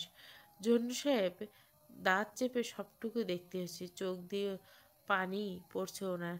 জয় পেনড্রাইভ খুলে পকেটে রেখে সুন্দর করে হাসলো। ভালো লেগেছে তো কাকা? স্পেশাল আপনার জন্য এত পরিশ্রম করে ভিডিও বানিয়েছি। ঝন্টু সাহেবকে মারতে খুব একটা খাটনি করলো না জয়। কেউ নেমে আসলো না এতক্ষণে। বাসায় লোক থাকে না। মাঝারের মা শ্বাসকষ্টের রুগী, ইনহেলার টেনে ঘুমের ওষুধ খেয়ে শুয়ে পড়েন। আর কেউ বাসায় নেই। জয় সবাই কুশনটা দিয়ে মুখ চেপে ধরে ব্লেড দিয়ে আস্তে আস্তে কাটলো। এরপরে তরুর গলা কাটা হয়েছিল। জয়ের ধারণা কাজটা তরুর বেহুশের সময় করা হয়েছিল, খুব নিখুঁতভাবে সরলরেখায় কাটা হয়েছিল। একটু ওদিক ওদিক করলো না। জয় চেষ্টা করলো পলাশকে ফলো করতে, কিন্তু হলো না। ঝন্টু সাহেব খুব ছটপট করছিল, এক বেঁকেই গেল কোথাও। হাতের অনিয়ন্ত্রণে ব্লেড বেশি গেঁথে গিয়ে ভেতরে শ্বাসনালী অবধি কেটে ফেলল। জয় বেরিয়ে এলো আস্তে করে। তখনও গলা কাটা মুরগির মতো হাত পা আশ্রাচ্ছে ঝন্টু সাহেব। রুহু বের হতে একটু সময় লাগবে না। দেহের রক্তটুকু সবটুকু বের হওয়া অবধি ছটপট করবেন তিনি মৃত্যুর যন্ত্রণায়। জয় খুব ইচ্ছে করছিল দাঁড়িয়ে থেকে তৃপ্তিদায়ক দৃশ্যটা দেখার, কিন্তু ঝুঁকি নেওয়া যাবে না। বাড়ির পিছনের প্রাচীর টপকে বেরিয়ে যেতে হবে। লুঙ্গিতে চিরচেনা রক্তের ছিটা লেগে আছে। লুঙ্গিতে ফের কাছা মেরে গলায় গামছাটা দিকে লুঙ্গির মতো বাঁধলো কোমরে। সাবধানতার মান নাই। পলাশ জেলাতে আছে, ওকে কোনোভাবে পুলিশের হাতে পড়তে দেওয়া যাবে না। পুলিশের কাছে অর্ডার আছে পলাশকে কোনো পাওয়ামাত্র ক্রস ফায়ার দিবে, তা হতে দেওয়া যায় না। জ্বর একটু কমলে পলাশকে পুলিশের হাত থেকে বাঁচাতে বেরিয়ে যেতে হবে। রাত 1:30টার দিকে অন্তু ঘরে এলো। জয় উবুর হয়ে শুয়েছিল, ফিরে তাকালো না।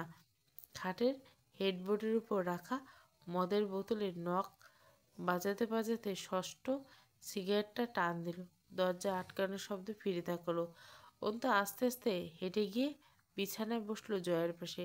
কিছুক্ষণ চুপচাপ উগ্র উদাস পুরুষটিকে পরখ করে অদ্ভুত স্বর বলল, মায়ের মানুষ ফাঁকি দিয়ে খুব ভেতরে পড়ে জয় আমির। জয় তাকালো, লাল হয়ে থাকা চোখে অদ্ভুত দৃষ্টি। চিৎ হয়ে পাশ ফিরল। অন্তু বলল, আমার বাপটাও তরুর মতো ফাঁকিবাজ ছিল জানেন। সব আগুন নিজেরাই শুষে আমাদের শীতলতা দিতেই জীবনে আসে এইসব ফাঁকিবাজেরা। আব্বু আমায় কতদিন অন্তু বলে ডাকে না। অন্তু এক দৃষ্টিতে জয়ের চোখে চোখ রেখে বলেছিল।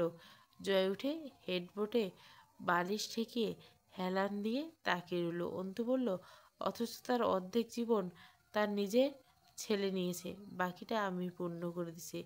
জয় হাসল। No, this is not fair ঘরওয়ালি। তুমি আমার নাম নিতে ভুলে গেছো। ভাগে আমিও আছি। অন্তু স্লান হাসল। ও তাই নাকি? জি জি ম্যাডাম। আপনি কবে থেকে পাপ স্বীকার করতে শুরু করলেন? চিরকাল করি। লম্বা টাক দিল। ধোঁয়া ভরে উঠল নাকে। সে তো ভাব হিসাবে, তাতে কোনো ফোঁটা আফসোস থাকে না, থাকে বনিতা। জয় হাসলো। যথার্থ বলেছেন উকিল ম্যাডাম। অন্তুর গলাটা অদ্ভুত দৃঢ় হলো। চোখে চোখ রেখে মিলিয়ে কেমন যেন বলল, ফিরে আসুন। ঠাঁই নেই। ঠাঁই দরকার আপনার? হ্যাঁ, দরকার ছিল। ঠাঁই থাকলে খারাপ হতেন না। আমি বলছি তোমায়, আমার খারাপ হবার কোনো কারণ নেই। আমি খারাপ তাই খারাপ। তাহলে ঠাঁইয়ের কথা বললেন কেন? জয় দুষ্টু রসিক হাসল। তবু তার স্লান। আচ্ছা ঠাই তুমি হয়ে যাও। অন্তু বিদ্রুপ হাসলো। আমি আমি নিজেই এত এক নড়েবড়ে খুঁটি। আপনাকে সামলাতে গিয়ে বড়জোর উবড়ে যাব, আর আপনাকে নিয়েই পড়ব। তুমি আমার উপর আর আমি তোমার উপর ভর করলে তো দুজনে দাঁড়িয়ে থাকতেই পারি। কি বলো? চোখ মারল জয়। অন্তু সামান্য চোখ বুজে দৃঢ়চিত্তে মাথা নাড়ে, পারি না। জয় অন্তুর দিকে তাকিয়ে থেকে বোতল তুলে নিল। অন্তু কেড়ে নিল। খবরদার, আজ নয়, একটু গিলতে দাও। আজ অন্তত নয়, আমি কথা বলছি। সেজন্য একটু দাও, স্বল্প খাবো। সেজন্য? হ্যাঁ। তুমি আমার সাথে কথা বলো না সচরাচর, মানে আমার অভ্যাস নেই। আজ বলছো অস্বাভাবিক লাগছে, একটু খেতে দাও আজ। অন্তু বোতল ছেড়ে মেঝেতে ছুঁড়ে ফেলল। কাচের বোতলটা আওয়াজ তুলো ঝনঝন করে ভেঙে খান খান। জয় চোখ বুজে তা অনুভব করলো। তার মুখে তৃপ্তির হাসি ফুটে। উফ, শালা কাচও ভাঙার আওয়াজ এত সুন্দর হয়, এত ভাল লাগে। ফা ড্যাশ লাভ দিস। অন্তু তাচ্ছিল্য করে হাসে। হৃদয় ভাঙার আওয়াজ এর চেয়ে ভালো লাগে আপনার? আর জানেন, অধিকাংশ সময় হৃদয়কে কাচের সাথে তুলনা করা হয়। জয় কথা বলল না। মাঝে মাঝে কেমন ভদ্রলোকের মতো আচরণ করে। শুদ্ধ বাংলায় বলা চলে মিষ্টি হাসা, নরম আচরণ। অন্তু যেমন আনমনা স্বরে বলল, আমি তো একসময় বেশ আদর্শবাদী ছিলাম। জয় আর চোখে চোখ তুলল। ছিলে? ছিলাম নাকি? ছিলে তো। ও হ্যাঁ, ছিলাম বোধহয়। সেসব সেই কবেকার কথা, ভুলে গেছি। অদ্ভুত হাসলো অন্তু। মাঝে মধ্যে মনে হয় জানেন, যদি আমাদের বিয়েটা হুটহাট তামাশা বিহীন হয়ে যেত, মানে অন্য কোনোভাবে হয়ে যেত, আপনি যেমন ছিলেন ছিলেন, আমি হয়তো মাফ করে দিতাম। তারপর নিজের আদর্শ দিয়ে আপনাকে হয়তো ভালো জয় আমির করে তুলতাম। খুব সিনেমাটিক চিন্তা, তাই না? হেসে মাথা নাড়ল জয়। খুব সিনেমাটিক। অন্তু পূর্ণ দৃষ্টিতে তাকালো। জয় বলল, এরপর? অন্তু হেসে মাথা নামে। অথচ আমি আপনাকে ক্ষমা তো দূর, শাস্তি না দিয়ে মরেও শান্তি পাবো না, আফসোস। ইস, যদি অমর না হতো। জয় দুধারে মাথা নাড়ে। পারতেন না ঘরবালি? পারতাম না? পারতে না? অন্তু চুপচাপ তাকিয়ে রইল। জয় কিছু বলবে? এই লোক নিজের ব্যাপারে একটা কথাও বলতে না ফুটেজ খায়। অনেকটা সময় দিতে হয় চুপচাপ তার শোনার জন্য, অপেক্ষা করতে হয়। তবে সামান্য বলে, আর মাঝখান থেকে একটা শব্দ উচ্চারণ করলে চোখের পলকে প্রসঙ্গ বদলানো, যা চমকপ্রসূর দক্ষতা। জয় সিগারেট শেষ করলো, একটু সোজা হয়ে বসলো। এরপর বলল, কুমোর কারা বলো তো? যারা মাটির জিনিসপত্র বানায়, বিলিয়ান। ওরা একদল ভালো কারিগর। জানো ওরা মাটির জিনিসপত্র কিভাবে বানায়? অন্তু চুপচাপ রইল। জয়া বলল, প্রথমে কাঁচা মাটি মাখানো হয়, কাঁচা নরম মাটি, কিন্তু এরপর হাতের কারিগরিতে যেমন ইচ্ছা আকৃতি দেওয়া যায়। হতে পারে সেটা ফুলদানি, থালাবাটি অথবা র্যান্ডম কিছু। এরপর শুকোতে দেওয়া হয় সেগুলোকে। এখানেই শেষ হলে ঠিক ছিল। কেমন করে হাসলো। মাগার এখানেই শেষ না। তারপর শুকনো জিনিসগুলোকে আগুনে ফেলে দেওয়া হয়। কাঁচা মাটি তৈরি ওই জিনিসগুলো আগুনে পুড়তে পুড়তে একসময় লাল টকটকে কঠিন মাটির পাত্র হিসাবে তৈরি হয়। তখন তুমি বড়জোর ওগুলোকে আছাড়ে ভেঙে ফেলতে পারো। ওতে হাজার পানি ঢাললো তার আগের কাঁচা নরম মাটিতে পরিণত হবে না ঘরবালি, যাকে তুমি আবার হাতে মাখিয়ে নতুন আকৃতিতে নতুন জিনিস বানাতে পারবে। অন্তু ভ্রুটা সত্যপনে কুঁচকে ফেলল। জয় হাসলো। আমি যখন কাঁচামাটি ছিলাম, বালক জয় আমির, নরম ভীতু এক ছোট্ট ছেলে, তখন আমাকে গড়া হয়েছে এই জয় আমিরের আকৃতি। এরপর আগুনে ফেলে দেওয়া হয়েছে। আমি বছরের পর বছর পুড়েছি। এরপর শক্ত কঠিন লাল মাটির জয় আমির তৈরি হয়েছে। তাকে তুমি বড়জোর আঘাত করে ভেঙে টুকরো থেকে ছোট টুকরোতে পরিণত করতে পারবে। কিন্তু হাজার তোমার আদর্শের পানি আমার উপর পড়লে আমি আর সেই আগের কাঁচা জয়া মেরে কনভার্ট হব না, যাকে তুমি ইচ্ছে মতো শেপ দিয়ে সাজাতে পারবে না। অন্তু অবাক হয়ে তাকিয়ে রইল। বুকের ওঠানামা দ্রুত হচ্ছিল। জয়ের ঠোঁটে সামান্য হাসি। সে সিগারেট ধরার আরামে খোলা প্যাকেটে সে সিগারেটটা ঠোঁটে গুজে লাইটার জ্বালিয়ে ছাড়ল। এরপর চট করে অন্তুর কোলের উপর মাথা রেখে শুয়ে পড়ল। গাটা তখন ভীষণ গরম। অবরুদ্ধ নিষেধ, পর্ব 33, পুরো গল্প প্লেলিস্টে।